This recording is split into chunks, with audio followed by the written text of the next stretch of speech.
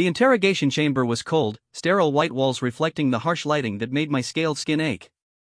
I sat across from the Galactic Council's war crimes investigator, a tall Vaxarian with 4 arms and the patience of a saint. His name was Investigator Kethare, and he had been asking me the same questions for 3 rotations now.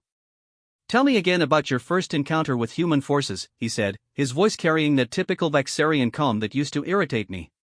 Now, after what I had seen, it was almost comforting. I flexed my claws nervously against the metal table.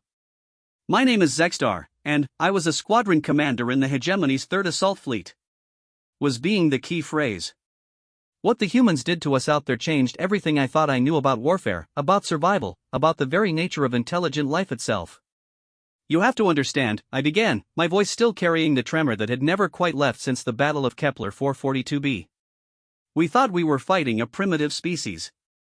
Our intelligence reports said they had barely achieved faster-than-light travel 50 of their years ago. Their weapons were crude projectile systems. Their ships were held together with what our engineers called primitive welding techniques." Investigator Kethare made a note on his datapad. "And yet your fleet was destroyed. 300 ships, including 2 dreadnoughts." I laughed, but there was no humor in it. The sound came out as more of a bark, harsh and bitter. "Destroyed doesn't begin to cover what happened to us." The memories came flooding back, as they always did. The hegemony had been expanding for 3,000 years, bringing order and civilization to the chaotic Outer Rim territories. We had conquered 47 species, absorbed their technology, improved their societies. It was what we did. It was what we were good at. When the scouts reported a new species in the Sol system, it should have been routine. Humans, they called themselves. They had managed to establish colonies on 12 worlds, had crude defensive installations, and seemed to possess a basic understanding of energy weapons alongside their primitive ballistic technology. High Command estimated the conquest would take 6 months. They sent the 3rd Assault Fleet because it was available, not because it was necessary. 300 ships should have been massive overkill for a species that was still using chemical propellants in some of their rockets. I remember standing on the bridge of my command ship, the Dominator's Pride, watching the human fleet approach our position near the 4th planet of their system. Mars, they called it. Their formation was loose, undisciplined. Their ships looked like they had been assembled in a scrapyard. Mismatched hulls, different weapon configurations, some vessels that looked like they had been converted from cargo haulers. "Sir," my tactical officer, Sub-Commander Veltar, had reported with barely contained amusement. "The human fleet is requesting communication." "Put them through," I had ordered, expecting the usual surrender terms or desperate plea for mercy. Instead, a human face appeared on our view screen. Male, with graying hair around the temples and scars on his face that spoke of combat experience. He wore a simple uniform, dark blue with minimal decorations. His eyes were a pale blue color that seemed to look right through the screen and into my soul. "This is Admiral Harrison of the United Earth Defense Force," he said, his voice steady and calm. "You are in violation of human territorial space. Withdraw immediately or we will consider your presence an act of war." The bridge crew erupted in laughter. Even I couldn't help but chittle in amusement. This tiny human, commanding maybe 60 ships against our 300, was threatening us. "Human Admiral," I replied, making sure my universal translator conveyed the proper tone of condescension. "I am Squadron Commander Zexstar of the Hegemony 3rd Assault Fleet. You will surrender your forces immediately and prepare your worlds for integration into the hegemony. Resistance will only increase the suffering of your species." The human's expression didn't change. Those pale blue eyes remained fixed on mine with an intensity that was slightly unsettling. "Commander, you've made 2 mistakes. First, you've threatened our worlds. Second, you've threatened our children. We don't surrender when our children are threatened." He paused, and, for a moment, something shifted in those eyes. Something cold and dangerous that made my survival instincts twitch. "This is your final warning. Withdraw now." I cut the communication and turned to my tactical officer. "Begin the attack. Target their flagship first. Let's show them what real weapons can do." That was my first mistake. I should have listened to those instincts. The human ships didn't retreat when we opened fire. They didn't try to negotiate. They didn't panic. Instead, they did something no species in 3,000 years of hegemony expansion had ever done. They charged. Not in a desperate, suicidal rush. Not in the chaotic panic of a cornered prey animal. They advanced with precise, coordinated movements that spoke of extensive training and careful planning. Their loose formations suddenly tightened into attack vectors that maximized their firepower while minimizing their exposure to our weapons. "Sir," Veltar called out, his amusement rapidly fading. "Their acceleration profiles are off the charts. These ships are pulling gravities that should turn their crews into paste." "Impossible," I replied, but I was watching the tactical display myself. Human ships were moving at accelerations that would kill any known species. "Check the sensors." "Sensors are functioning correctly, sir. They're pulling 15 gravities and still accelerating." I stared at the display in growing disbelief. Hegemony warriors were among the toughest in the galaxy, and we could handle maybe 6 gravities for short periods. These humans were sustaining more than double that and seemed to be treating it as normal operating procedure. The first human missiles reached our outer screen ships 30 seconds later. We had expected primitive projectile weapons, maybe some basic energy beams. What hit us was something entirely different. "Sir," my weapons officer shouted. "Those aren't conventional missiles. They're learning." I watched in horror as human missiles began adapting to our point defense systems in real time. A missile would approach one of our frigates, absorb the pattern of defensive fire, then transmit that information to the missiles behind it. Within minutes, our point defense systems were becoming useless as the human weapons adapted faster than we could adjust our firing patterns. But it got worse. Much worse. The humans had loaded their missiles with something our computers couldn't identify at first. When they impacted our shields, they didn't just explode. They clung to the shield matrices and began eating through them. Some kind of weaponized nanotechnology that consumed the exotic matter our shields were made of and used it to replicate itself. "Shield failure on the Relentless," someone reported. "The Domination is reporting total shield collapse." "The Eternal Glory is, sir, the Eternal Glory is gone." I looked at the tactical display. Where the heavy cruiser Eternal Glory had been moments before, there was now an expanding cloud of debris and atmosphere. The human weapons hadn't just destroyed it, they had completely disintegrated it. "Return fire," I ordered. "All ships, concentrate fire on their lead elements." Our energy beams lashed out across space, powerful enough to crack planets. They struck the human ships and bounced off. Not absorbed, not deflected. Bounced off like we were firing laser pointers at mirror armor.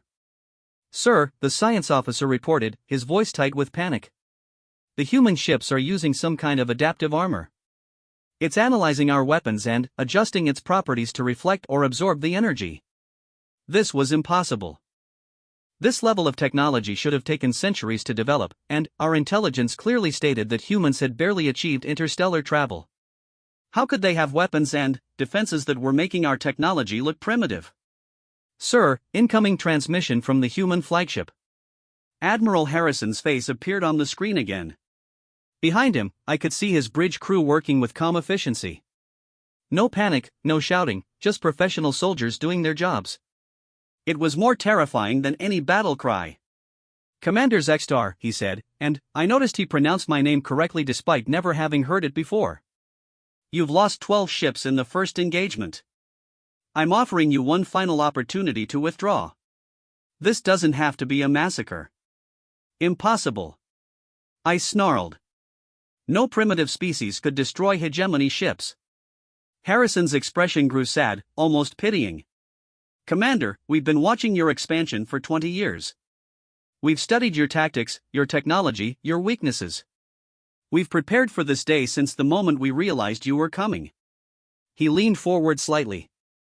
"You see us as primitive because we're new to space. But humanity has been perfecting the art of war for our entire existence. We've had 5,000 years to learn how to kill efficiently. Being late to space travel just means we brought 5 millennia of warfare experience with us." The communication ended, and the human fleet resumed its advance. They weren't just attacking randomly now, they were implementing complex tactical maneuvers that seemed designed specifically to counter hegemony battle doctrine. "Sir," Veltar reported, his voice now openly fearful. "They're jamming our communications. Individual ships are losing contact with the fleet. And, sir, the sensor operator added, I'm detecting multiple human ships that weren't there before. They're decloaking. My blood froze in my veins. Cloaking technology was theoretical for most species, incredibly difficult to maintain, and required massive energy expenditures. The fact that humans had been hiding ships in stealth during the entire engagement meant their technology was far more advanced than anyone had imagined. The newly revealed human ships opened fire from positions that had clearly been planned in advance. They had used the first wave of their fleet as a distraction while positioning stealth ships for devastating flanking attacks. It was a level of tactical sophistication that spoke of extensive military experience and careful planning. Emergency withdrawal. I ordered. All ships, retreat to the outer system and regroup. But the humans had anticipated this too. As our ships turned to retreat, we found ourselves facing another human fleet that had been waiting in the asteroid belt. They had predicted our withdrawal route and positioned forces to cut off our escape. We were trapped. 300 ships of the Hegemony 3rd Assault Fleet, pride of our military, trapped by a species we had dismissed as primitive. Sir, my communications officer called out, the Magnificent is reporting, sir, they're reporting boarders. Boarders? I couldn't hide the shock in my voice. How did they get through our shields? Unknown, sir. The humans appear to have some kind of teleportation technology. I watched the tactical display as ship after ship began reporting human boarding parties. This was beyond anything in our experience. Boarding actions were theoretical at best in space combat. The energy requirements for teleporting through shields should have been prohibitive.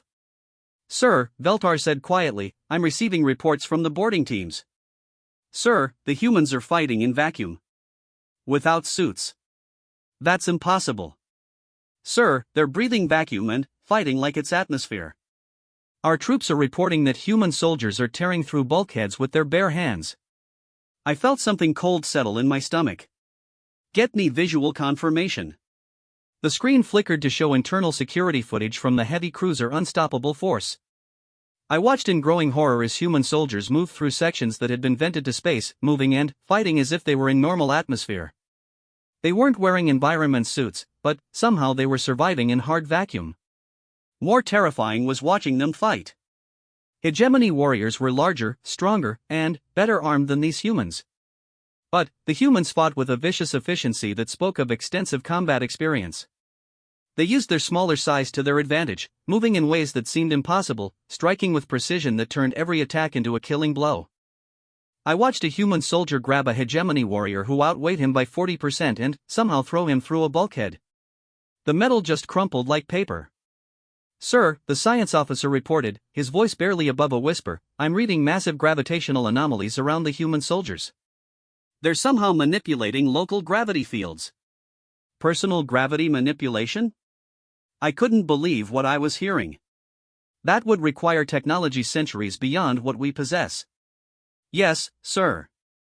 And, sir, there's something else. The humans that were killed in the initial boarding attempts, sir, they're getting back up. The security feed confirmed my worst fears. Human soldiers who had taken what should have been fatal wounds were standing up and continuing to fight. Some had injuries that should have been impossible to survive, but they kept moving, kept fighting, kept killing my people. Sir! Veltar shouted. The human fleet is moving to surround us. And, sir, there are more ships decloaking. A lot more ships. I looked at the tactical display and felt my heart stop. The 60 ships we had detected initially were just the tip of the iceberg. Hundreds of human ships were becoming visible as their cloaking fields deactivated. We hadn't been facing a small defensive fleet. We had been fighting the advance guard of a massive armada. How many? I asked weakly. Sir, over 2,000 ships. And, sir, I'm detecting weapon signatures I've never seen before. Energy readings that don't match anything in our databases. Admiral Harrison's face appeared on the communication screen again. This time, he wasn't alone. Behind him stood other human officers, and their expressions were grim. Commander Zextar, Harrison said, his voice carrying a weight that hadn't been there before. You came to our system to conquer our worlds and enslave our people. You threatened our children. Did you really think we wouldn't be prepared? He gestured to someone off-screen, and new tactical data appeared on my displays. It showed the positions of human fleets throughout their entire system. Not just around Mars, but around every planet, every major asteroid, every strategic position. They had turned their entire solar system into a fortress. We've been preparing for this war since we first detected your scouts 20 years ago, Harrison continued. We've studied every engagement you've fought, analyzed every tactic you've used, prepared countermeasures for every weapon in your arsenal. The tactical display updated again, showing detailed schematics of hegemony ships and weapons. They knew everything about our technology. Everything. But, more importantly, Harrison said, and now his voice carried something that made my survival instincts scream in terror, we've prepared weapons specifically designed to fight you. The human ships opened fire again, but this time with weapons I had never seen before. Beams of energy that seemed to bend space itself struck our ships and simply deleted sections of them. Matter just ceased to exist where the beams touched. Sir, someone screamed. The inevitable is breaking apart. Something is destabilizing their hull at the molecular level. I watched in horror as one of our dreadnoughts, a ship designed to crack planets, simply came apart like a puzzle falling to pieces. There was no explosion, no energy discharge. The ship just stopped being a ship and became a cloud of component atoms. Molecular disruptors, Harrison said, as if reading my thoughts. We developed them specifically for hegemony hull materials. Very effective, as you can see. More ships were dying. Not just destroyed, but erased. The humans had weapons that attacked matter at the fundamental level, turning our strongest ships into cosmic dust. Sir, Veltar said, his voice hollow with despair, we've lost 60% of the fleet. The remaining ships are requesting permission to surrender. I looked at the tactical display. Of the 300 ships that had entered the human system with such confidence, fewer than 120 remained. And those were scattered, damaged, and being hunted by a human fleet that seemed to know exactly where each ship would try to run. Open a channel to the human flagship, I ordered. Harrison's face appeared, and I could see the bridge of his ship more clearly now. The humans were calm, professional, efficient. This wasn't a desperate last stand for them. This was just another day at work. Admiral Harrison, I said, trying to keep the defeat out of my voice. We surrender. We request quarter for our remaining forces. Harrison nodded slowly. Your surrender is accepted, Commander. However, there are conditions. Name them. Every surviving member of your fleet will be transferred to detention facilities on Europa. You will be held there while the Galactic Council investigates the hegemony's expansion policies and determines appropriate war crimes charges. War crimes charges? Against us? We were the civilized species bringing order to chaos. Admiral, I said carefully, the hegemony will demand the return of its forces. This action will be considered an act of war against the entire hegemony. Harrison's expression grew cold.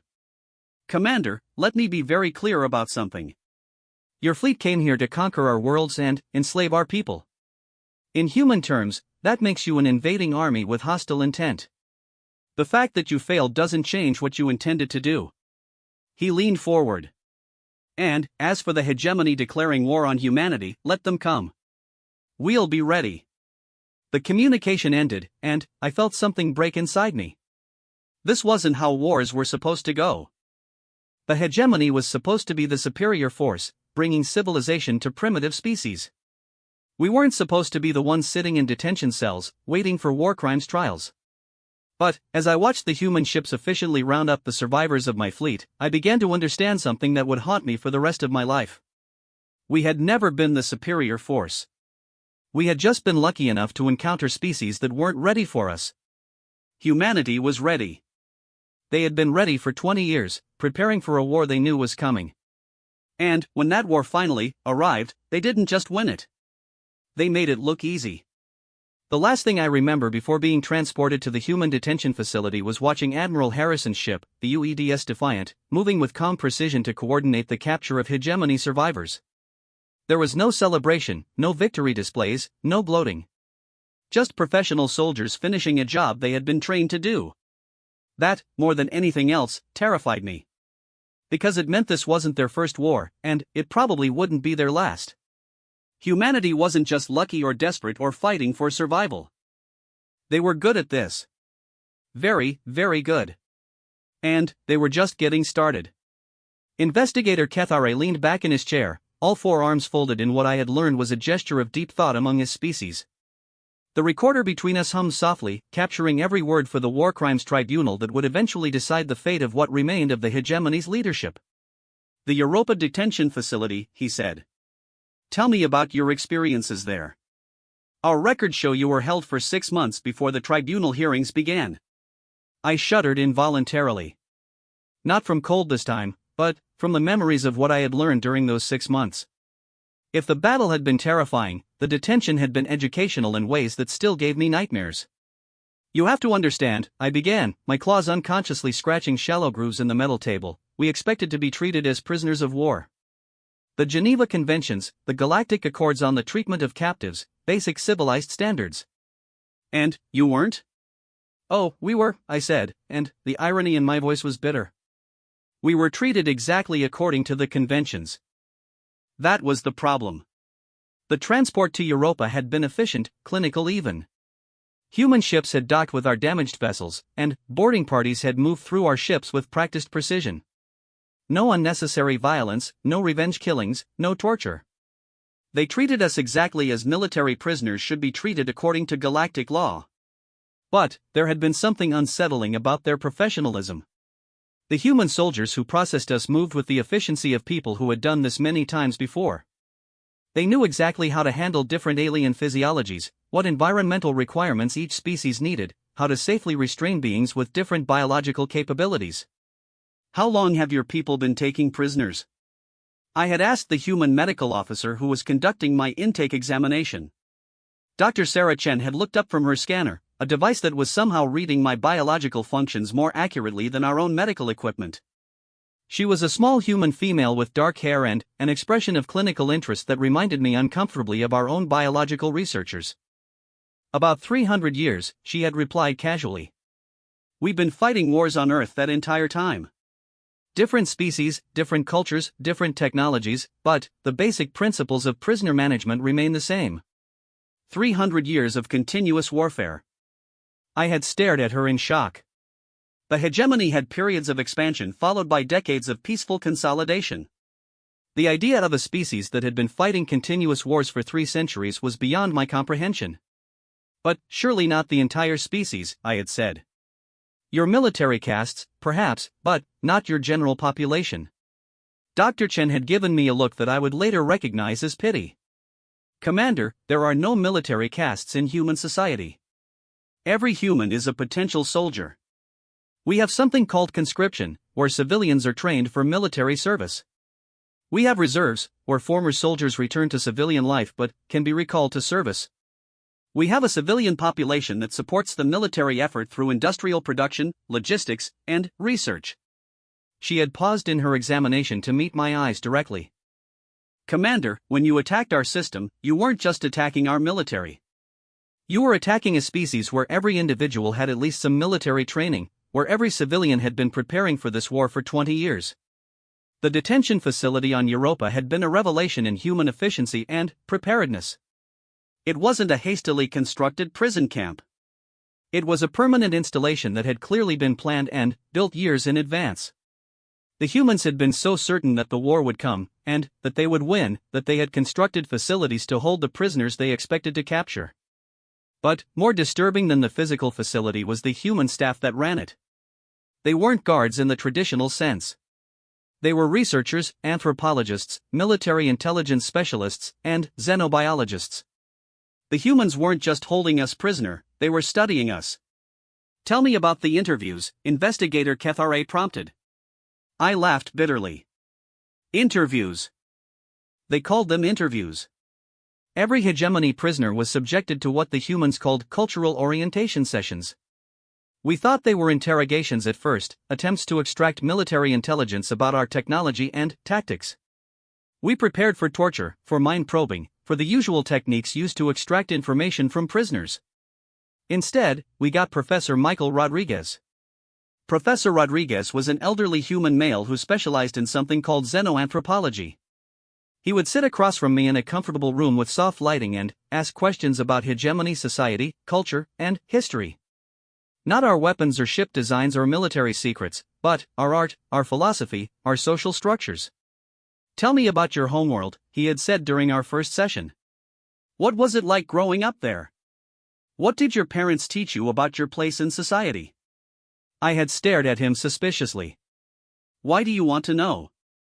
Because I'm trying to understand how your species developed the social structures that led to the hegemony's expansion policies, he had replied with genuine academic interest. From a sociological perspective, the decision to conquer and assimilate other species requires specific cultural attitudes about the value of diversity, the nature of progress, and the rights of individuals versus the needs of the collective. Over the following weeks, I found myself talking to Professor Rodriguez about things I had never discussed with anyone. My childhood on HFY Prime, the rigid caste system that determined every aspect of hegemony society, the way we were taught from birth that our purpose was to bring order to the chaos of the universe. It's fascinating, Rodriguez had said one day, making notes on his tablet. Your species developed what we call a manifest destiny complex. You genuinely believe that it's your duty to conquer other species for their own good. It is our duty, I had replied automatically. The universe is chaotic, violent, inefficient. The hegemony brings order, peace, prosperity. Rodriguez had looked at me with that same expression. Dr. Chen had shown pity mixed with professional interest. Commander, in 3,000 years of hegemony expansion, have you ever encountered a species that asked to be conquered? The question had caught me off guard. That's not relevant. Primitive species don't understand what's best for them. Ah, Rodriguez had said, making another note. And who decides what's best for them? The Hegemony Council, of course. We have the wisdom, the technology, the social structures necessary to make such decisions. I see. And if another species came to your homeworld and decided that your social structures were primitive and needed improvement, you would welcome their conquest? I had started to answer automatically, then stopped as the implications of the question sank in. The idea of the hegemony being conquered, being forced to change our ways, being told that our culture was primitive, it was unthinkable. That's different, I had finally said. How? And that was when I began to understand what the humans were doing. They weren't just studying us out of academic curiosity. They were deconstructing the entire philosophical foundation of hegemony society, exposing the contradictions and hypocrisies that we had never been forced to examine. The humans weren't just interrogating you for information, investigator Kethare observed. They were conducting a systematic analysis of hegemony ideology. Exactly, I confirmed. And they weren't doing it to one or two prisoners. Every hegemony captive was subjected to the same process. Thousands of hours of interviews, psychological evaluations, cultural analysis. They were mapping our entire civilization from the inside out. But the most disturbing part wasn't the interviews themselves. It was the way the humans applied what they learned. Within weeks, they had developed psychological profiles for every hegemony captive. They knew which prisoners were likely to cooperate, which ones would resist, which ones could be turned. And they began using that information. Commander Veltar, I said to investigator Kethare, my former tactical officer. The humans identified him as someone who had joined the military for advancement opportunities rather than ideological conviction. They offered him a choice. What kind of choice? Cooperation in exchange for citizenship in the human colonial territories. They didn't want him to betray military secrets or provide intelligence. They wanted him to help them understand how hegemony military doctrine worked, how officers were trained, how decisions were made in combat. I had watched my former subordinate walk out of the detention facility a free being, carrying human identity documents and a passage to one of their colony worlds. He had looked back at me once, his expression a mixture of guilt and relief, and then he was gone. How many prisoners accepted similar offers? Kethare asked. Nearly 40%, I admitted. The humans had identified the psychological weaknesses in our military structure. Many of our officers had joined the military not out of loyalty to the hegemony, but for personal advancement. When faced with the choice between rotting in a prison cell and starting a new life with a technologically superior species, they chose freedom. But the defections weren't the worst part. The worst part was what the humans did with the information they gathered. 3 months into our detention, I continued, the humans began showing us recordings. News broadcasts from hegemony space. Battle reports. Fleet movements. The recordings had shown the hegemony's response to our destruction. As expected, the High Council had declared war on humanity and assembled the largest fleet in hegemony history. 7,000 ships under the command of Supreme Admiral Thekvar himself, the greatest military mind our species had ever produced. They were coming to avenge us, I said to Kethare. 7,000 ships, the entire home fleet plus 3 regional battle groups. It should have been enough to crush any resistance and reduce the human system to radioactive dust. Instead, we watched humanity demonstrate that our defeat had not been a fluke. The human news broadcasts were clinical, almost boring in their presentation. Reporters discussed fleet movements and casualty figures with the same tone they might use for weather reports or sports scores. There was no propaganda, no emotional appeals, no calls for vengeance. Just information, presented clearly and accurately. The Hegemony Second Fleet engaged human forces at the Proxima Centauri system, the human reporter had stated matter-of-factly. Hegemony casualties are estimated at 85%. Human casualties were minimal. Admiral Harrison reports that captured hegemony forces are being transported to detention facilities for processing. 85% casualties. The Hegemony Second Fleet had been one of our finest, 2,000 ships under the command of Admiral Kekshran, one of our most experienced commanders. The humans had destroyed it almost casually.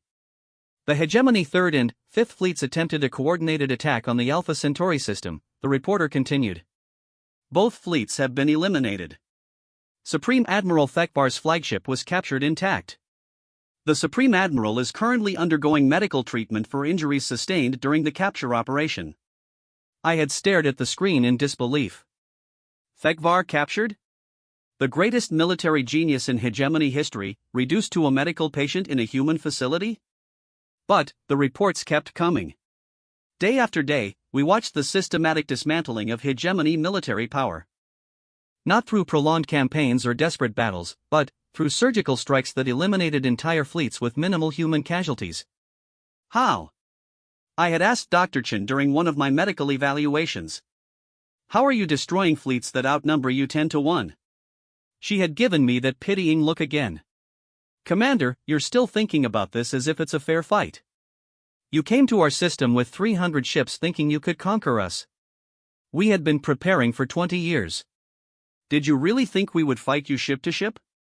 The humans had released selected tactical recordings from the various battles, and watching them had been both educational and terrifying. The hegemony fleets would arrive at a human system, confident in their overwhelming numerical superiority. They would deploy in standard battle formations, advance on human positions, and discover too late that they were walking into carefully prepared traps. The humans had turned entire star systems into weapons. Asteroid fields had been mined with gravity bombs that could pull ships apart at the molecular level. Gas giants had been converted into massive fusion reactors that could be triggered to destroy anything within several light hours. Even seemingly empty space had been seeded with invisible nanomachines that could disable or destroy ships that pass through specific coordinates. We don't fight fair, Dr. Chen had explained. Fair fights are for sports. When the survival of our species is at stake, we use every advantage we can create. And the advantages they had created were staggering. The humans had spent 20 years turning their space into the most comprehensive defensive network ever conceived. Every human colony was a fortress, every trade route was a potential ambush site, every piece of space infrastructure doubled as a weapons platform. But, more than that, they had done something no other species had ever attempted. They had weaponized physics itself. The gravity mines, the molecular disruptors, the spacetime manipulation fields, I said to Kethare. Those weren't just advanced technology. They were applications of scientific principles that most species consider purely theoretical. You're referring to the human tendency to militarize scientific research? I'm referring to the fact that humans don't recognize any distinction between scientific research and weapons development, I replied. Every new discovery, every technological advancement, every scientific breakthrough is immediately evaluated for its military applications. I had learned this from the human scientists who studied us. Dr. Jennifer Walsh, a physicist who had been part of the team that developed the molecular disruptors, had explained it to me during one of our sessions. When we discovered how to manipulate matter at the quantum level, she had said, the first question our government asked wasn't how can this help humanity? It was how can we turn this into a weapon? That seems militaristic, I had observed. Dr. Walsh had laughed. Commander, your species has been conquering other civilizations for 3,000 years, and you're calling us militaristic? We conquer to bring order and civilization. You develop weapons to destroy. No, she had corrected me. We develop weapons to protect ourselves. There's a difference. And that difference, I was beginning to understand, was everything. The hegemony developed military technology to support conquest and expansion. Humans developed military technology to ensure survival. The psychological motivations were completely different, and so were the results. A species fighting for conquest would develop weapons sufficient to defeat expected opposition. A species fighting for survival would develop weapons capable of defeating any conceivable threat. The humans hadn't just prepared to fight the hegemony, they had prepared to fight anyone or anything that might threaten them. The psychological profiles, KFRA prompted. Tell me about what the humans learned about your species' psychology. I flexed my claws again, leaving deeper scratches in the metal. This was the part one had been dreading, because it meant admitting things about my own people that I had never wanted to acknowledge. They learned that we're cowards, I said finally. Sophisticated, technologically advanced, culturally superior cowards. The humans had identified the fundamental weakness in hegemony psychology through their interviews and observations. We were a species that had become accustomed to overwhelming superiority. For 3,000 years, we had conquered species that were technologically inferior, numerically weaker, and psychologically unprepared for our methods. We had never faced serious opposition. We had never been forced to adapt, to innovate, to push ourselves beyond our comfortable limits.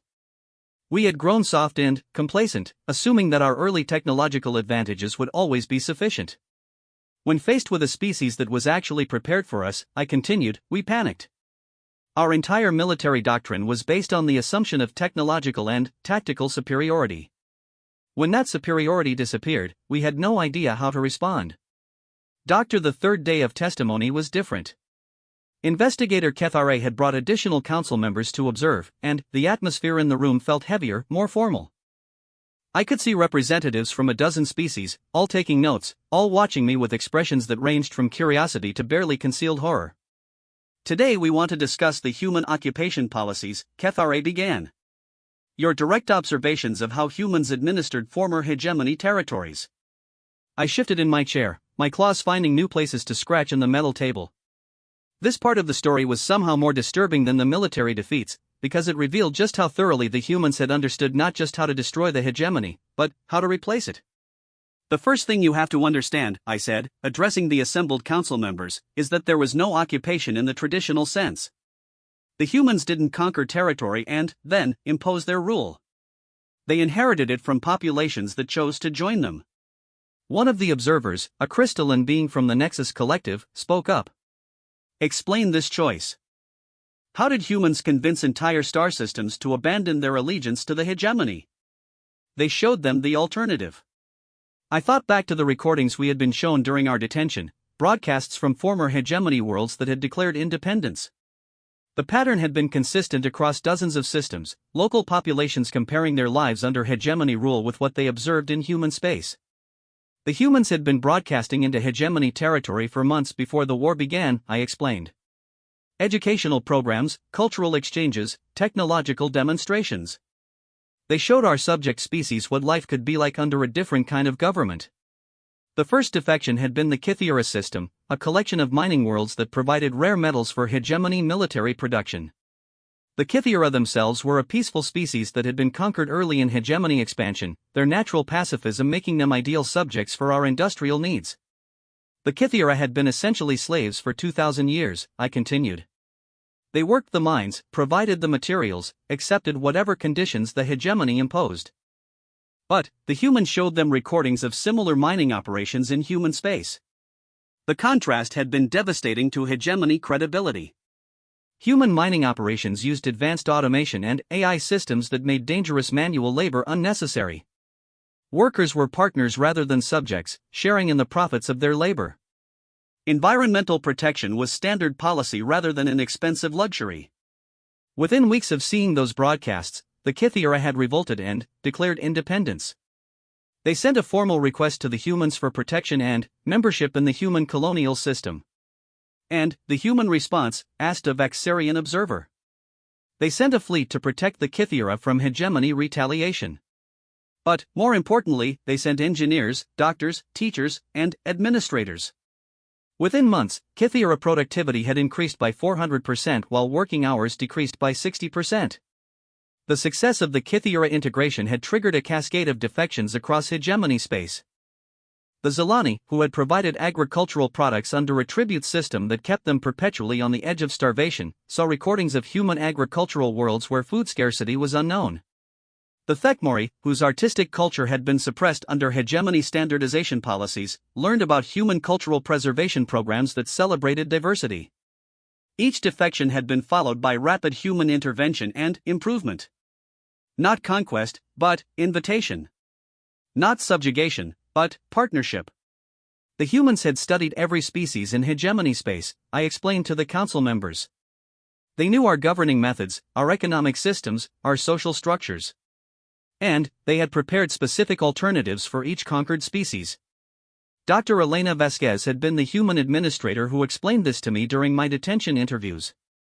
She was a specialist in what humans called post-conflict reconstruction, and her knowledge of hegemony society was encyclopedic. We've been planning for this transition for 15 years, she had told me matter-of-factly. Every species under hegemony control, every economic system you've imposed, every social structure you've created. We know what's wrong with it and we know how to fix it. 15 years? I had asked in shock. You've been planning to govern our territory for 15 years? We've been planning to help your former subjects govern themselves, she had corrected. There's a difference. And there was. The humans hadn't replaced hegemony governors with human administrators. Instead, they had established what they called transition councils made up of local populations with human advisors providing technical support and resources. The Thracians, I said to the council, provide the best example of human administrative policy. The Thracian system had been one of the hegemony's most important military production centers, their natural engineering abilities making them ideal for starship construction. Under hegemony rule, they had been required to build ships according to our specifications, using our technology, for our purposes. The humans offered them a choice, I continued. They could continue building starships, but, for peaceful purposes and using their own design innovations. Or they could transition to civilian manufacturing using their engineering skills for infrastructure development. The Thracians had chosen both. With human support, they had established independent shipyards that produced exploration vessels, cargo haulers, and research ships for dozens of species. They had also developed construction teams that specialized in building space habitats and orbital installations. Their standard of living increased by 600% in the first year after joining the human system, I said. Not because the humans were providing charity, but because the humans had removed the artificial limitations the hegemony had imposed on their development. A reptilian observer from the Saurian Federation raised a clawed hand. You speak as if the hegemony deliberately suppressed technological development among subject species. We did, I replied bluntly. It was standard policy. Subject species were kept at technological levels that made them useful for their assigned roles but prevented them from developing capabilities that might threaten hegemony dominance. The silence in the room was profound. I had just admitted to a systematic policy of technological suppression that had kept dozens of species artificially primitive for thousands of years. The humans didn't just remove those limitations, I continued. They actively assisted former hegemony subjects in developing their suppressed capabilities. They provided education, technology transfers, research partnerships. They turned our former subjects into our technological equals in a matter of months. But, the most disturbing aspect of human administrative policy wasn't what they did, but how they did it. Every decision was made through consultation with local populations. Every policy change was implemented with full transparency. Every resource allocation was subject to democratic review. They taught our former subjects to govern themselves, I said. Not according to human methods, but according to principles of self-determination and democratic participation. Dr. Vasquez had shown me footage of transition council meetings from dozens of former hegemony worlds. The sight of species that had been voiceless subjects for millennia actively debating policy, making decisions about their own governance, choosing their own leaders had been profoundly unsettling. Democracy, she had explained, isn't just a human concept. It's a natural development for any intelligent species that's given the opportunity to practice it. We just provide the framework and support system. The framework she referred to was comprehensive. Human legal experts helped develop constitutional systems appropriate for different species' social structures. Human economists provided guidance on developing sustainable economic systems based on cooperation rather than exploitation. Human educators established schools and universities that taught not just technical skills, but critical thinking and civic participation. Within 2 years, I told the council, former hegemony subjects were governing themselves more effectively than we had governed them in 3,000 years. But surely there was resistance, suggested a methane-breathing observer whose species I didn't recognize. Some populations must have preferred hegemony rule. I laughed bitterly. Less than 1%. The humans conducted referendums on every former hegemony world, asking populations to choose between returning to hegemony rule or maintaining independence under human protection. The results were overwhelming. Even on worlds that had been considered model hegemony colonies, support for return to our system had been minimal. The humans had offered something the hegemony never had, the promise that local populations could determine their own futures. But the most significant change, I continued, was in how these species related to each other. Under hegemony rule, subject species had been deliberately isolated from each other. Communication between worlds was controlled, travel was restricted, and cultural exchange was limited to prevent the development of alliances that might challenge hegemony authority. The humans had immediately opened communication channels between all former hegemony worlds and established trade networks that allowed direct economic relationships without human mediation.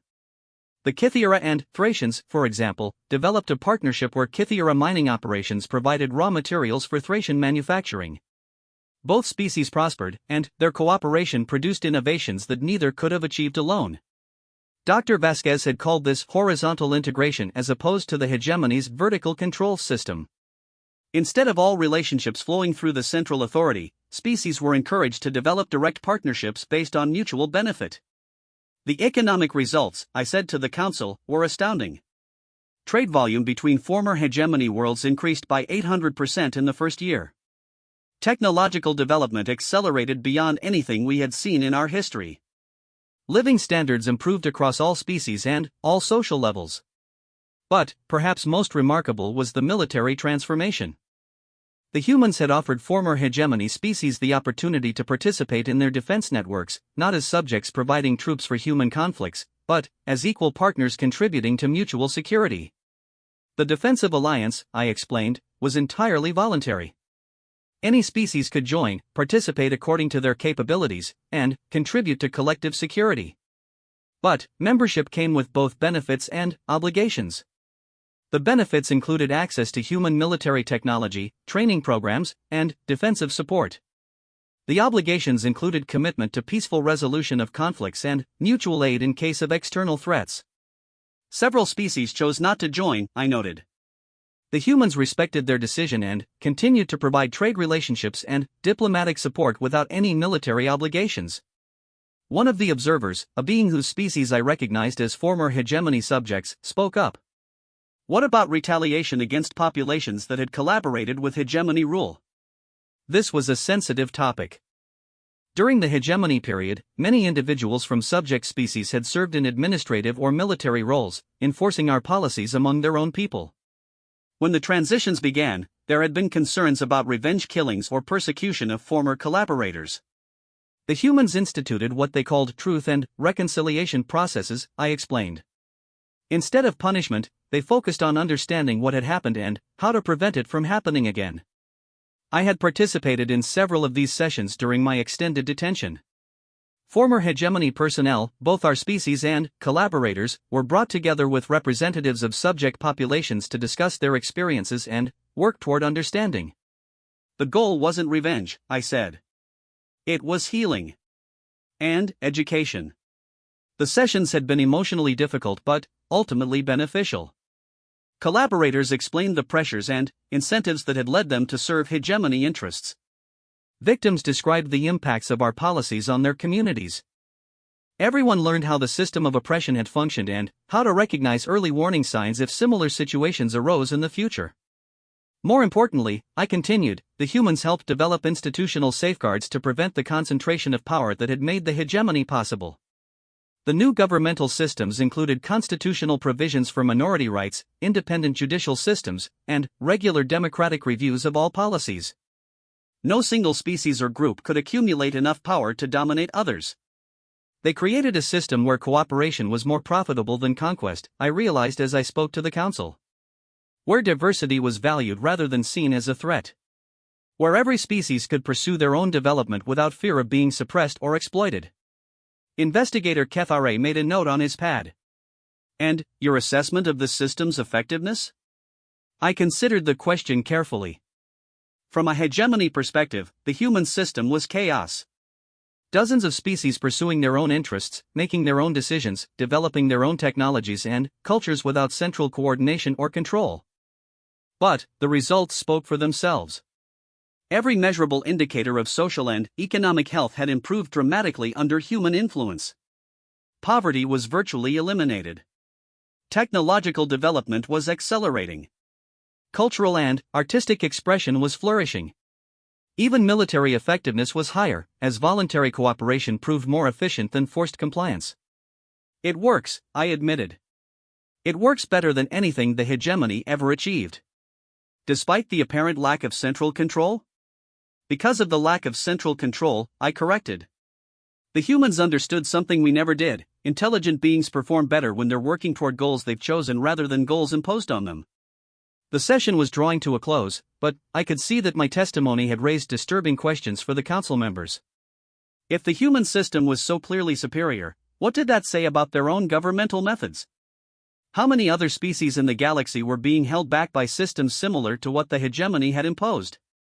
Tomorrow, Kethare announced, we'll discuss the long-term implications of human policy and your observations about their future intentions. As I was escorted back to my quarters, I reflected on the conversations I'd had with human administrators during the transition period. They had spoken about their plans not just for former hegemony space, but for their role in galactic affairs more broadly. We're not trying to build an empire, Admiral Harrison had told me during one of our final meetings. Empires are fragile because they're based on suppression and control. We're trying to build something that can last, a community of free species working together by choice rather than compulsion. The ambition was staggering. Not just to defeat the hegemony, but to transform the entire concept of how species related to each other in the galaxy. To replace the ancient pattern of conquest and domination with something entirely new. And, from what I had seen, they were succeeding. The question that would face the Council, and every other species in the galaxy, was whether they were ready to accept that success and what it meant for their own societies. Because if the humans had proven anything, it was that the age of empires was over. The species that adapted to the new reality would prosper. Those that didn't would find themselves as obsolete as the hegemony. And I suspected that most species, once they saw the alternative, would choose adaptation.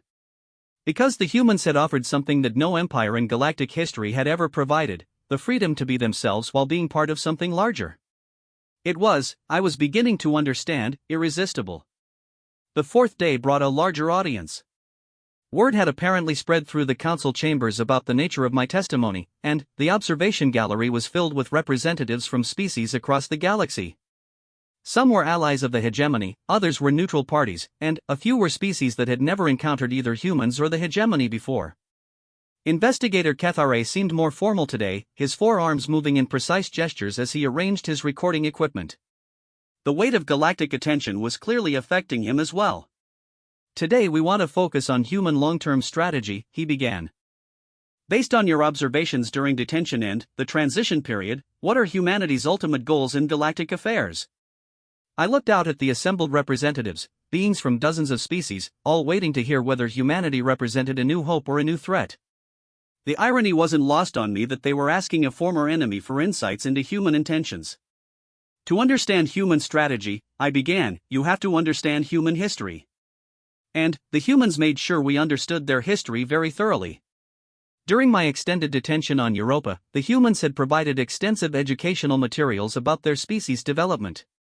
Not propaganda, but genuine historical records that painted a complex picture of a species that had spent millennia learning hard lessons about power, governance, and survival. Dr. Michael Rodriguez had been particularly thorough in his historical presentations. "You need to understand where we came from," he had said, "to understand where we're going."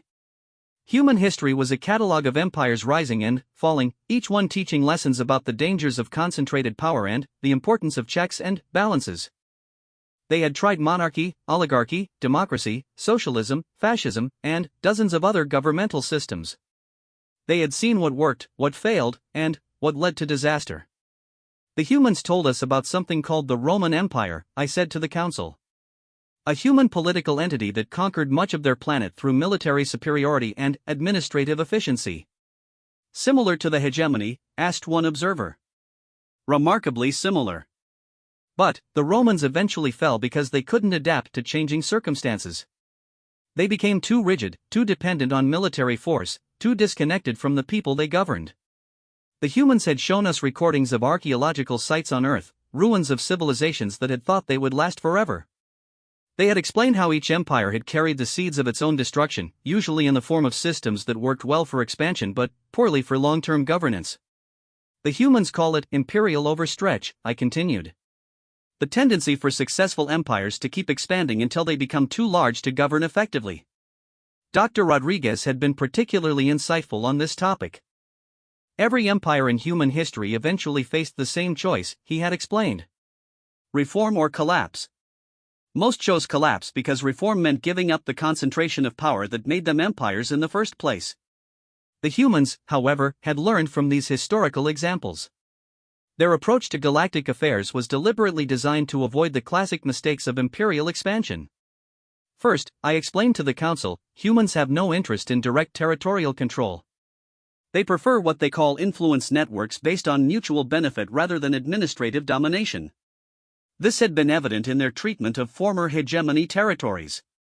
Instead of installing human governors, they had helped local populations develop their own governmental systems. Instead of extracting resources, they had established trade relationships that benefited all parties. Second, they actively encouraged diversity rather than standardization. They believed that different approaches to solving problems lead to better overall solutions. This was perhaps the most radical departure from traditional imperial thinking. The hegemony had sought to create uniformity across our territory, believing that standardized systems were more efficient and easier to control. The humans actively promoted different approaches to governance, economics, and social organization. Third, they have built internal safeguards against the concentration of power that typically leads to imperial behavior. Dr. Sarah Chen had explained this during one of our conversations. Human government includes multiple competing institutions that prevent any single group from accumulating too much authority. Military, civilian, judicial, legislative, economic, they all have different incentives and keep each other in check. But, perhaps most importantly, human strategy was based on what they called adaptive resilience rather than overwhelming force. The humans aren't trying to become so powerful that no one can challenge them, I explained. They're trying to create systems that can adapt to any challenge. This was evident in their military doctrine. While human weapons were devastatingly effective, their real strength lay in their ability to analyze threats and develop countermeasures faster than enemies could adapt. They didn't rely on technological superiority, they relied on technological flexibility. During the war, I continued, we kept expecting the humans to reveal their ultimate weapons, the technologies that would give them permanent military dominance. But those weapons never appeared because they don't exist. A crystalline observer spoke up. But surely the molecular disruptors, the gravity manipulation systems, are adaptations of existing scientific principles, I interrupted. The humans didn't invent new physics. They just applied known physics in creative ways. And they developed those applications specifically in response to hegemony technology. This was the key insight that had taken me months to understand. Human military development wasn't based on creating invincible weapons. It was based on creating the capability to develop appropriate weapons for any specific threat. They could have used those weapons to conquer the galaxy, I said. The molecular disruptors alone would have made them unstoppable against most species. But they deliberately chose not to develop them for offensive use. Instead, the humans had shared their defensive technologies with their allies while maintaining strict controls on offensive applications. They had created a system where cooperation provided access to advanced defensive capabilities while aggression resulted in facing the full spectrum of human adaptive responses. But, what are their ultimate goals? Pressed investigator Kethare. I thought about my final conversation with Admiral Harrison before my release from detention. He had been surprisingly candid about human long-term objectives. They want to survive, I said simply. Everything else is secondary to that goal. But, human definitions of survival were more comprehensive than most species understood. It wasn't just about avoiding extinction, it was about creating conditions where human civilization could continue developing indefinitely. The humans call it existential security, I explained. Not just protection from immediate threats, but protection from the kinds of gradual decay that destroyed previous civilizations. This required addressing challenges that most species ignored: resource depletion, technological stagnation, social decay, environmental degradation. The humans had learned from their own history that civilizations could die from internal problems as easily as from external enemies. So they're building what they call a sustainable galactic community, I continued. A network of cooperating species that can address long-term challenges collectively while maintaining individual autonomy. The scope of human planning was staggering. They weren't just thinking about the next few centuries, they were planning for the next few millennia. They wanted to create institutions that could survive and adapt over geological timescales. The Galactic Research Consortium, I said, is a perfect example. The humans had established this organization to coordinate scientific research across all willing species. Not human-controlled research, but genuinely collaborative efforts where each species contributed their unique perspectives and capabilities. They've convinced 47 species to share their scientific knowledge freely, I explained. Not just applied research, but fundamental discoveries about physics, biology, consciousness, and reality itself. The results had been extraordinary. Problems that individual species had struggled with for centuries were being solved in years through collaborative effort. Technological development was accelerating across all participating civilizations. But, why share such valuable knowledge? Asked a methane-breathing observer. Because the humans understand something most species miss, I replied. Knowledge becomes more valuable when it's shared, not less valuable. Dr. Jennifer Walsh had explained this concept during one of our sessions. When we solve a problem, we benefit. When we help 40 other species solve the same problem, we get access to 40 different solutions to 40 different problems. The mathematics are obvious. But, the Galactic Research Consortium was just one example of human institutional innovation. They had established similar networks for trade coordination, conflict resolution, environmental protection, and cultural exchange. Each network is voluntary, I emphasized. Species can join, participate according to their capabilities, and withdraw if they choose. But, the benefits of participation are so obvious that withdrawal becomes economically and strategically irrational. This was the genius of human strategy. Instead of forcing cooperation through conquest, they made cooperation so obviously beneficial that species chose it voluntarily. Instead of suppressing potential rivals, they turned them into partners. The humans have solved the fundamental problem of galactic politics, I realized as I spoke. How to create stability without stagnation, security without oppression, prosperity without exploitation. But, there were observers in the council chambers who clearly viewed human success as a threat rather than an opportunity. A representative from the Dominion Cluster, a powerful militaristic alliance, spoke up with barely concealed hostility. This human cooperation sounds suspiciously like a more sophisticated form of conquest. They've destroyed the hegemony, absorbed its territories, and created a network of dependencies that serves their interests. I understood the concern. From the outside, human influence could look like a subtle form of imperialism. Species were choosing to join human networks, adopting human standards, and accepting human guidance in various areas. I thought the same thing initially, I admitted. But, the critical difference is reversibility. Explain. Every species in the human network retains the capability to withdraw. Not just theoretically, but practically. The humans have deliberately structured their relationships to avoid creating dependencies that would make withdrawal impossible. Dr. Elena Vasquez had been particularly clear on this point. We learned from studying historical empires, she had explained. Most imperial relationships became irreversible because the subject populations lost the capability for independent action. We've designed our relationships to strengthen rather than weaken our partners' independence. This was evident in the technological transfers, educational programs, and institutional development that humans provided. Instead of creating dependence, they built capacity. Instead of maintaining control, they enhanced autonomy. The Thracian shipyards, I said as an example, were originally built with human assistance and technology. But the humans made sure the Thracians understood every aspect of the technology and could maintain and develop it independently. And if the Thracians chose to leave the human network, they would retain full access to all the technology and knowledge they had gained. The humans have no technological kill switches, no dependencies that would force continued cooperation. This was perhaps the most radical aspect of human strategy. Traditional empires maintained control by ensuring that subject populations couldn't survive without the imperial system. Humans maintained relationships by ensuring that their partners could thrive with or without human support. But doesn't this make the human network vulnerable? Asked another observer. If any species can withdraw without consequences, what prevents the network from fragmenting? Results, I said simply.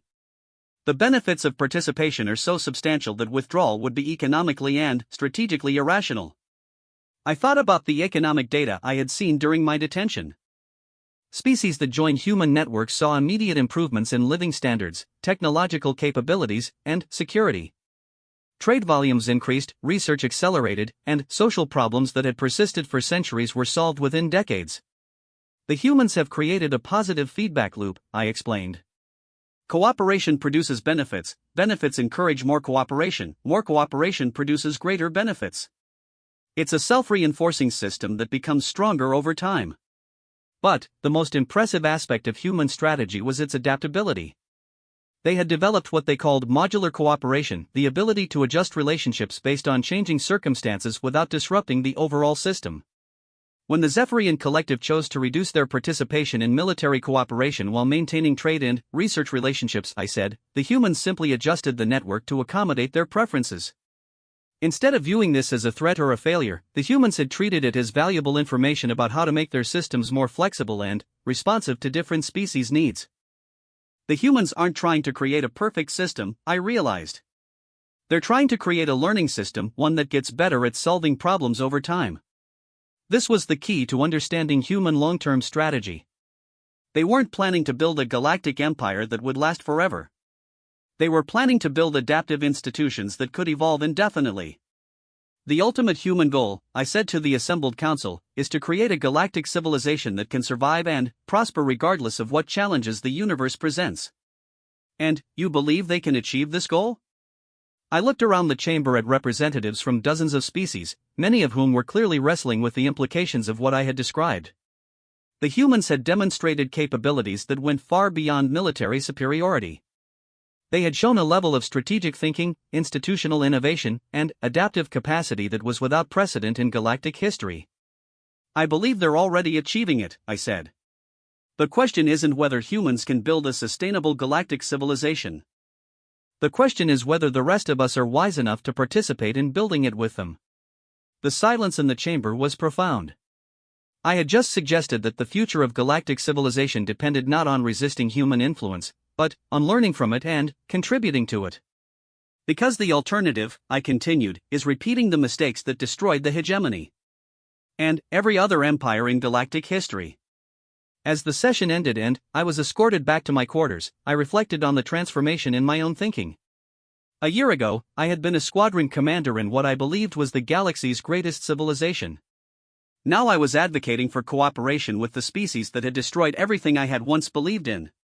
But the humans had shown me something that the hegemony never had, a vision of what galactic civilization could become if it moved beyond the ancient patterns of conquest and domination. Tomorrow would be my final testimony session. I would need to address the question that was clearly troubling many of the observers, whether humanity represented the dawn of a new age of galactic cooperation, or simply a more sophisticated form of the old imperial model. The answer, I was beginning to understand, depended as much on the choices made by other species as on the actions of humanity itself. The humans had built the framework for a better galactic civilization. But they couldn't build that civilization alone. The final session of my testimony was held in the Grand Council chamber, with representatives from every member species of the Galactic Council present. The chamber was an ancient structure, built when the Council was first established over 10,000 years ago, and it had witnessed the rise and fall of dozens of galactic civilizations. Today, it would hear testimony that might determine the future of galactic politics for the next millennium. Investigator Kethare took his position at the central podium, his forearms managing recording equipment while his main hands held the formal questioning documents. The weight of history was palpable in the chamber's crystalline walls, which had absorbed the deliberations of countless species over countless centuries. Squadron Commander Zexstar, he began, using my former rank in what I recognized as a gesture of respect, you have provided the Council with detailed testimony regarding the conflict between the hegemony and humanity, the human occupation policies, and their apparent long-term strategy. Today, we ask for your final assessment. What does the emergence of humanity as a galactic power mean for the future of our civilization? I stood before the assembled representatives, beings from species that spanned the spectrum of galactic evolution. Some were ancient civilizations that predated the hegemony by millennia. Others were young species that had achieved interstellar travel within living memory. All were waiting to hear whether humanity represented hope or threat, opportunity or danger. Honored representatives, I began, to answer that question, I must first tell you about my final conversation with Admiral Harrison before my release from human custody. The conversation had taken place in Harrison's private office aboard the UEDS Defiant, 6 months after the formal end of hostilities. I had expected a routine administrative meeting to finalize my release documentation. Instead, Harrison had invited me to participate in something he called strategic assessment. Commander, he had said, using the same respectful tone investigator Kethare had employed, you've spent 6 months observing human methods and policies. As someone who fought against us and lived under our administration, your perspective is valuable. What do you think we're doing wrong? The question had caught me completely off guard. No hegemony official would ever have asked a former enemy for criticism of our policies. You're asking me to critique your own strategy? I had replied, certain I was missing something. I'm asking you to help us improve it, Harrison had clarified. Every system has flaws. Every strategy has weaknesses. We want to identify ours before they become problems. This conversation, I told the Council, revealed something fundamental about human thinking that distinguished them from every previous galactic power. The humans actively seek criticism of their own methods, I explained. Not to defend against it, but to learn from it. Harrison had shown me reports from dozens of human administrators throughout former hegemony space, all documenting problems, failures, and areas for improvement. Instead of hiding these failures or punishing the officials responsible, the humans studied them systematically to develop better approaches. They have institutionalized self-criticism, I continued. Every human policy, every administrative decision, every strategic choice is subject to ongoing review and modification based on results. This was unprecedented in my experience. The hegemony had developed policies and maintained them regardless of evidence about their effectiveness. Change was seen as admission of weakness rather than evidence of learning. Admiral Harrison showed me something called that after-action review system, I said. Every human operation, successful or unsuccessful, is analyzed to identify what worked, what didn't work, and how to do better next time. The scope of this system was staggering. Human administrators were required to submit regular reports not just on their successes, but on their failures and mistakes. These reports were shared throughout the human administration system, allowing others to learn from problems encountered anywhere in their network. But surely this creates instability, objected a representative from the Rigid Hierarchy Alliance. Constant policy changes, lack of consistent standards, administrative chaos. The opposite, I replied. It creates adaptive stability. I had seen this principle in action during the transition period. When human policies produced unexpected results or created new problems, the response wasn't to ignore the problems or force compliance with failed policies. Instead, policies were adjusted based on evidence while maintaining consistent underlying principles. The humans distinguish between principles and methods, I explained. Their principles, self-determination, mutual benefit, voluntary cooperation, remain constant. But their methods for implementing those principles are constantly evolving. This adaptive approach had allowed them to manage the transition of dozens of different species with different needs, different social structures, and different challenges. Instead of applying a one-size-fits-all solution, they had developed customized approaches while maintaining overall coherence. But Harrison had revealed something even more significant during our conversation. He had shown me projections for humanity's long-term development, and the implications were both fascinating and disturbing. The humans are planning for their own obsolescence, I told the council. The silence in the chamber was complete. Representatives from species across the galaxy stared at me in confusion, unable to process what I had just said. "Explain this statement," Investigator Kethare prompted. Admiral Harrison showed me documentation of human planning for what they call transition to galactic maturity, I said. They are deliberately designing their systems to function without human leadership. The concept was so alien to traditional imperial thinking that it took me several minutes to explain it to the council. Every previous galactic power had sought to make itself indispensable, to create systems that would collapse without central control.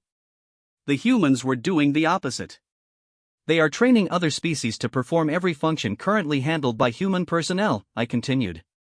Administration, military coordination.